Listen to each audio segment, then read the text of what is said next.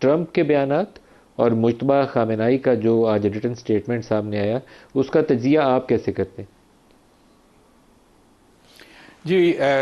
یہ دونوں ایک دوسرے کے آمنے سامنے آ گئے ہیں، اور جیسے کہ آپ نے خود تجزیہ کیا ہے، انہوں نے بہت ہی انتہا پسندانہ یعنی کہ میکسیملسٹ سٹیٹمنٹس دی ہیں، اور جو درمیانی راہ کا کوئی راستہ یا درمیانی راہ نظر آ رہی تھی اس کے آثار معدوم ہو گئے ہیں، کم از کم ان 24 گھنٹوں میں۔ پس پردہ جو ہے اگر کوئی مذاکرات چل رہے ہیں تو ان کا بھی کوئی مستقبل روشن نظر نہیں آ رہا، کیونکہ میں سمجھتا ہوں کہ جو ان کے درمیان میسیجز ایکسچینج ہو رہے تھے اس کے آج خاص طور سے جو صدر ٹرمپ کی طرف سے یا امریکہ کی طرف سے تجویز گئی ہوئی تھی ایران کی طرف، اسے ایران نے جیسا کہ آپ نے خود کہا کہ مسترد کر دیا ہے مجتبیٰ خامنہئی صاحب نے۔ مجتبیٰ خامنہئی صاحب کے بیان کو بڑے غور سے پڑھنے کی ضرورت ہے، اور اس میں یہ ہے کہ ایک طرف تو انہوں نے کہا ہے کہ یعنی ایک اور دیوار کھڑی کر دی ہے۔ لوگ یہ کہہ رہے تھے نا کہ اگر یہ دونوں ممالک یعنی امریکہ اور ایران جو ہے یہ جو دوہری ناکہ بندی ہے یا دوہری بلاکیڈز ہیں ان کو ختم کریں تو پھر جو ہے اعتماد سازی ہو سکتی ہے اور دوسرے معاملات کے اوپر گفتگو ہو سکتی ہے۔ لیکن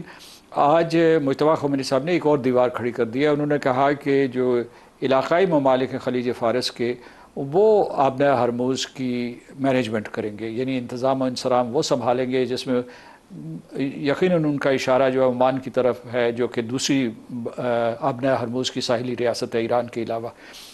دوسرا یہ کہ ان کا لہجہ بہت سخت تھا، مثال کے طور پر انہوں نے یہ کہہ دیا ان کو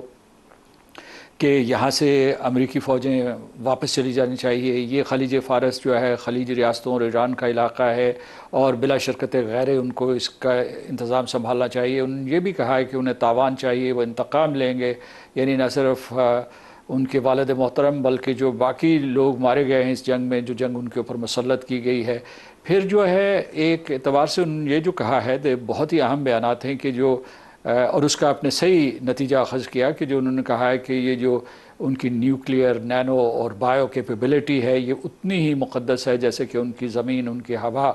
اور دوسرے اثاثے ہیں۔ تو وہی کہہ رہے ہیں کہ ایک تو صدر ٹرمپ کا یہ دعویٰ مسترد کیا ہے کہ گزشتہ برس جو ہے جو جوہری تنصیبات تھی وہ تباہ کر دی گئی ہیں، اور دوسرے یہ کہا ہے کہ ہم ان کی حفاظت کریں گے۔ تو یہ اور امریکہ کو جو ہے یعنی ویسے تو انہوں نے جو خلیجی ریاستوں کو یہ پیغام دینے کی کوشش کی کہ آئیے ہم مل جل کے جو ہے اس امریکہ کی پریزنس، اور پہلے جو تھے یورپینز جو تھے، یونائیٹڈ کنگڈم تھا، ڈچ تھے، یا اس کے بعد پورچوگیز جو آئے ہیں، ان سے ہم نے جان چھڑائی ہے، اب جو ہے ہم مل جل کر اس خطے کی جو گورننس یا حکمرانی سنبھالتے ہیں۔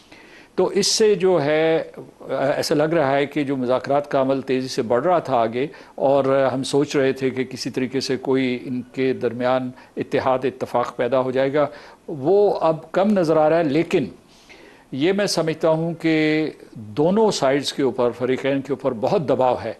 ایران میں وسیع پیمانے پر تباہی و بربادی ہوئی ہے، اور اس کے بعد یہ ہے کہ وہ نہیں چاہیں گے، ان کے شہری نہیں چاہیں گے، ان کی قیادت بھی نہیں چاہے گی کہ وہ کسی طریقے سے اس جنگ کو دوبارہ سے شروع کریں، یا امریکہ کے مطلب ایک طوالت ہو اختیار کرے جنگ۔ اور دوسری طرف امریکہ جو ہے اس کے اوپر کئی قسم کے دباؤ ہیں، امریکی وہاں بھی نہیں چاہیں گے بین الاقوامی برادری کا دباؤ، نہ یورپ کے اندر اس جنگ کے لیے سپورٹ موجود ہے، نہ امریکی عوام کے اندر اس جنگ کے لیے سپورٹ موجود ہے۔ یہ تو پیٹ ہیگسیٹ جیسے انتہا پسند سوچ کے حامل جو لوگ ہیں ٹرمپ کے ارد گرد، وہ صرف اس کو سپورٹ کر سکتے ہیں، ادروائز کوئی میرے خیال میں ذی شعور اس کو سپورٹ نہیں کرتا۔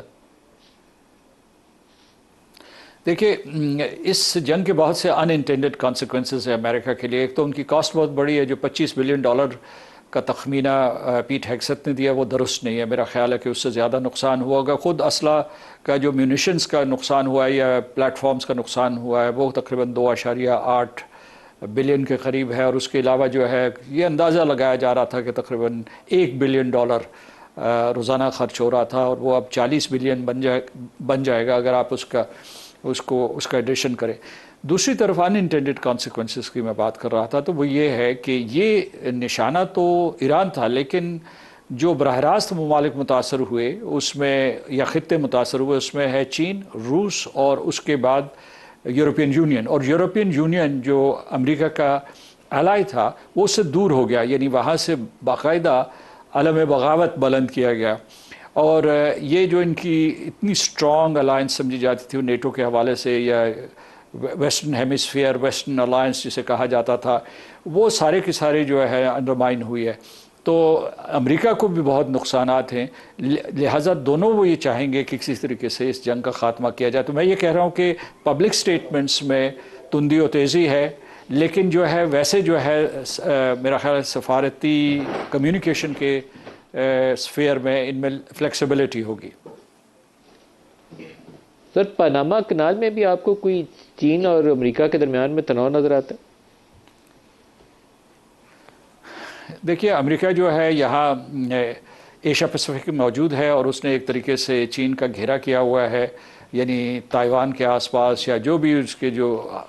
حلیف ممالک ہیں پورے کے پورے نارتھ ایسٹ ایشیا میں. لیکن امریکہ جو ہے وہ چین کو اجازت نہیں دیتا کہ وہ لاطینی امریکہ میں کوئی کردار ادا کرے، اور اسی لیے جب صدر ٹرمپ آئے تھے تو انہوں نے اس کمپنی کے اوپر دباؤ ڈالا تھا کہ پیناما سے جو چائنیز کے حصے میں تھے کہ ان کو وہاں سے بے دخل کیا جائے. اور اس کے بعد جو ہے انہوں نے ابھی جو کہا ہوا ہے کہ ان کا نیکسٹ ہدف جو ہے اس ایران آپریشن کے بعد یا ایران وار کے بعد وہ کیوبا ہے. تو آپ نے دیکھا ہوگا کہ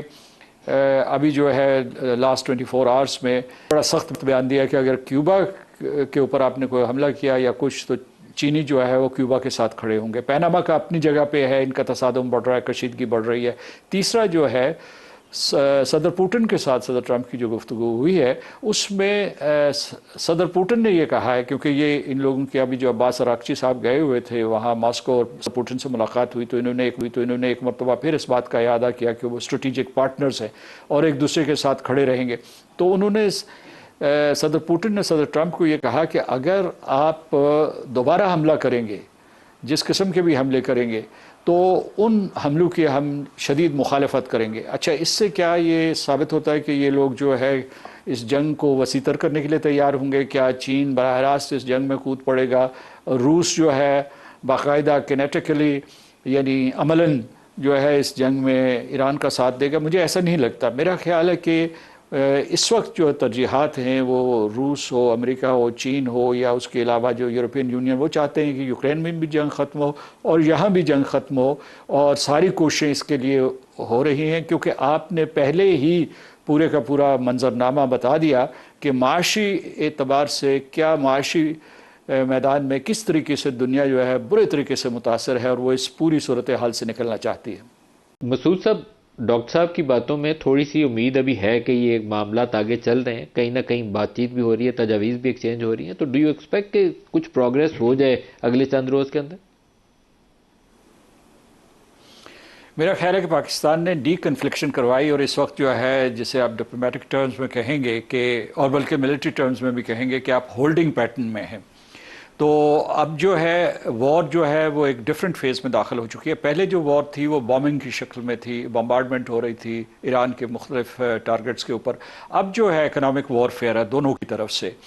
اور اس میں جو ہے مطلب امریکہ کو اعتماد ہے کہ ان کے جو بحری بیڑے یہاں موجود رہیں گے. ایران کی تمام بندرگاہوں کی طرف آمد و رفت انہوں نے ختم کر دیا ہے، تو وہ سمجھتے ہیں کہ اس سے ایران کا بہت بڑا خسارہ ہو رہا ہے جو ان کے لیے ناقابل برداشت ہے. دوسری طرف ایران نے اسٹریٹ آف ہرموز میں پابندیاں سخت کر دی ہیں، تو اس کی جو ساری بین الاقوامی برادری ہے، خاص طور سے معیشت جو ہے وہ یرغمال بنی ہوئی ہے. تو دونوں جو ہے ایک دوسرے کی طرف دیکھ رہے ہیں اور یہ دیکھ رہے ہیں کہ کون پہلے آنکھ جھپکے گا. لیکن اس وقت میں سمجھتا ہوں کہ اگر جو ون ون سچویشن کو دونوں کو آنکھ جھپک لینی چاہیے، کیونکہ اس سے ان کا بھی نقصان ہو رہا ہے، امریکہ کا بھی، ایران کا بھی ہو رہا ہے، خلیجی ریاستوں کا بالخصوص ہو رہا ہے، اور ساری دنیا کا ہو رہا ہے. کیونکہ آپ نے دیکھا کہ اس قسم کی جو انٹرنیشنل مارکیٹ شیئرز میں والیٹیلیٹی ہے، آج کے دن ہی جو بہت ان کی قیمتیں گری ہیں. ایک اور چیز جو میں آپ کو بتاؤں کہ اس میں جو میں اشارہ کرنا چاہتا ہوں کہ اس میں پاکستان کے لیے بہت بڑی اپرچونٹی پیدا ہوئی ہے. میں تمام جو نکات طارق فضل صاحب نے بیان کیے ان سے اتفاق کرتا ہوں، لیکن جو پاکستان کے لیے اپرچونٹی پیدا ہوئی ہے وہ ہسٹورک ہے کہ ہم نے گوادر پورٹ بنائی تھی اور ہمارا یہ خیال تھا کہ یعنی بہت بڑے عرصے سے اس طریقے سے اپنے پوٹینشیل کے مطابق استعمال نہیں ہو رہی تھی. لیکن اب جو کراچی میں کوئی تقریباً 3000 آئل کنٹینرز اور کارگو شپس لنگر انداز ہیں، اس کے لیے ایک روٹ بنا ہے باقاعدہ، جو ہماری منسٹری آف کامرس نے وہ روٹ اسپیسیفائی کیا ہے. یہاں سے جو بھی جو ٹریفک ہوگی یا جو بھی کنسائنمنٹس ہوں گی وہ براستہ بلوچستان جو ہے ایران میں جائیں گے. گوادر سے تقریباً 2 سے 3 گھنٹے کا فاصلہ ہے اور یہاں سے جو ہے کراچی سے جو ہے ذرا زیادہ 14-16 گھنٹے اتنا فاصلہ ہے. لیکن ایک نئی راہداری بن گئی ہے, یعنی پاک چین راہداری میں ایک نئی راہداری بن گئی ہے اور اس سے پاکستان کے لیے معاشی امکانات روشن ہو گئے ہیں, اور آپ کی جو کوسٹ لائن ہے اس کا پوٹینشیل اب دنیا کے لیے بڑھ گیا ہے, دنیا کے لیے, بحیرہ عرب کے لیے اور خلیجی ریاستوں کے لیے. تو یہ میں سمجھتا ہوں کہ پاکستان کی کوششیں اس تناظر میں بھی جاری رہنی چاہیے, اور ہمارا جو یہ کہنا ہے یا اس کے اوپر ہم زور دیتے ہیں کہ اکنامک جیوگرافی کے اوپر توجہ دینی چاہیے, کنیکٹیوٹی کے اوپر توجہ دینی چاہیے, جنگ اور تصادم سے بچنا چاہیے. لیکن یہ فیصلے جو ہے تہران اور واشنگٹن میں ہوں گے, اور جیسا کہ آپ نے خود اپنے تجزیے میں بتایا کہ دونوں کے اوپر اتنا دباؤ ہے کہ شاید کوئی درمیانی راستہ نکل آئے, اور بیانات سخت دیں گے لیکن میرا خیال ہے کہ مذاکرات کی میز میں یا پس پردہ جو ہے وہ لچک دکھائیں گے. مسعود صاحب, جو یو اے کی اوپیک سے علیحدگی ہے اور یہ جو نیا وہ بلاک بنانے کی کوشش کر رہے ہیں I2U2 والا, اس کے اوپر ہماری نظر رہنی چاہیے. یہ ایک سیکیورٹی الائنس اور واٹر ویز کی سیکیورٹیز کے حوالے سے اس کے بہت سارے آبجیکٹیوز میں واٹر ویز کی سیکیورٹی بھی شامل ہے. تو مجھے لگتا یہ ہے کہ یہ انڈیا, اسرائیل اور یو اے والا جو نیکسس ہے, یہ اس کے اوپر انڈیا بھی انحصار کرے گا کہ ان کو ساتھ امریکہ کو ملا کے کچھ نہ کچھ اپنے علاقے میں وزن بڑھائیں. جی جی, اس میں میرا خیال ہے کہ 3 عوامل. پہلا جو ہے وہ آپ نے ذکر کیا کہ I2U2 کی اپنی ایک اسٹریٹجی ہے اور اس کے اوپر وہ امپلیمنٹ کر رہے ہیں, اگرچہ پوری وگر کے ساتھ نہیں ہوا لیکن وہ اس میں جو ہے موجودہ صورتحال میں, بدلتی صورتحال میں ایسا ممکن ہو جائے گا ان ممالک کے لیے. دوسرا یہ ہے کہ انہوں نے ایک اور کوریڈور بنایا ہوا ہے جسے کہتے ہیں کہ مڈل ایسٹ یورپ کوریڈور. یہ انہوں نے جو ہے BRI کے مقابلے میں یا سپیک کے مقابلے میں, جی, تو ایک وہ بنایا ہوا IMEC. جی بالکل آپ درست کہہ رہے ہیں. تو ایک وہ India Middle East and Europe کا جو ہے انہوں نے وہ ایک کوریڈور بنایا ہوا ہے. اچھا, پھر اس کے بعد یہ کہ میں سمجھتا ہوں کہ ایبراہم اکارڈز کی وجہ سے اسٹریٹجیکلی انہوں نے گلف کو تقسیم کر کے رکھ دیا ہے.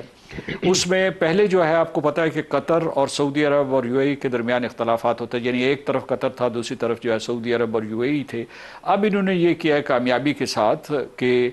UAE اور سعودی عرب میں ایک قسم کا بٹوارہ تقسیم کر دی ہے اور ان کی دوستی کو دشمنی میں تبدیل کرنے کی کوشش کر رہے ہیں. جو UAE کے فیصلے سے جو اوپیک سے الگ ہوا ہے, تو آپ نے یہ دیکھا ہے کہ ہم سب نے دیکھا کہ اس میں اسرائیل خوش ہوا اور امریکہ خوش ہوا ہے. یعنی مطلب یہ ایک بالواسطہ طور پر یا براہ راست جو ہے سعودی عرب کے اوپر دباؤ ڈالا جا رہا ہے کیونکہ وہ اوپیک کا سربراہ مانا جاتا ہے. اس سے پاکستان کے لیے مشکلات بہت بڑھ گئی ہیں. ایک یہ بڑی ہیں, یعنی مطلب ہے پوسٹ وار بھی مشکلات بڑھ گئی ہیں پاکستان کی, کیونکہ یہ جو UAE کی طرف سے جو نیو الائنمنٹ یا ری الائنمنٹ ہو رہی ہے اس کا براہ راست پاکستان کے اوپر اثر پڑے گا. دوسرا یہ میں بتاؤں کہ پاکستان کی بحیثیت میڈییٹر مشکلات کچھ اس وجہ سے بڑی ہیں کہ صدر ٹرمپ نے جو ایران کی لیٹسٹ 4 نکاتی پروپوزل تھی اس کو مسترد کر دیا, اور جو انہوں نے ایک پروپوزل بھیجی تھی امریکہ نے براستہ پاکستان ایران کو, تو وہ میرا خیال ہے کہ مجتبیٰ خمینی صاحب نے آج مسترد کر دی ہے. تو ایک مرتبہ پاکستان اب تک کامیاب ہوتا چلا آ رہا ہے, پاکستان کی کوششیں جاری ہیں. پاکستان کو ایک مرتبہ پھر جو ہے بھرپور سفارتی سرمایہ استعمال کرتے ہوئے, اپنی استعداد استعمال کرتے ہوئے فریقین کو قائل کرنا پڑے گا کہ آپ جو ہے یہ جو ایکسٹریم پوزیشنز ہیں ان سے لاسٹ منٹ ہے ڈاکٹر طارق صاحب سے